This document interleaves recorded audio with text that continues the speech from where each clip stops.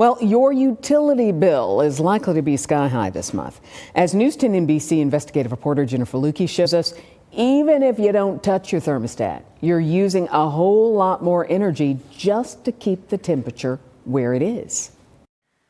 Utilities buy energy based on what the average weather conditions are like this time of year, but we've been far below when it comes to temperature some of our normal averages, which means they've had to go back to the open market and buy more energy that is a lot more expensive this time of year, and that gets passed along to all of us.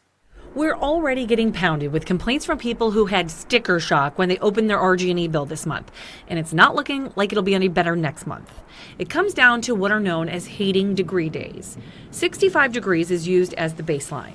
News 10 NBC meteorologist Glenn Johnson explains how heating degree days work from there.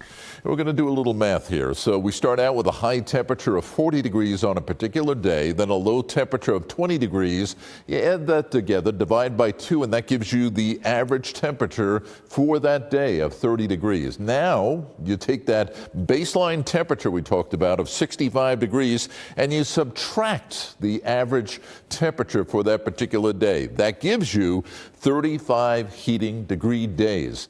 We're already 240 heating degree days higher than normal this heating season, and 362 heating degree days higher than this time last year.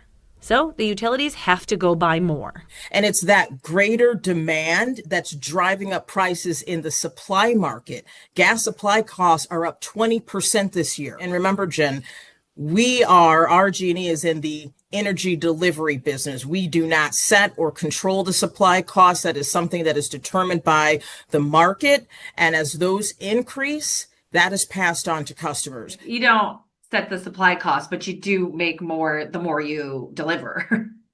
Well, what happens with the delivery costs, if we are delivering more energy to homes, the people are going to see an influx in that as well. Now, again, that is the cost of getting the energy to the home. So the poles, wires, the transmission lines, substations. So it's already tough for people this time of year to keep up with their bills.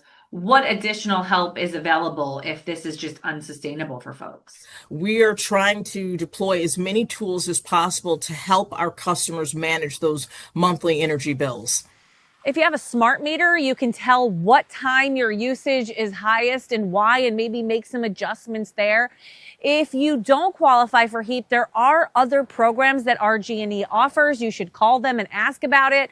And you can sign up for budget billing, where they basically spread out your winter payments across 12 months. We can connect you to more information and resources at WHEC.com.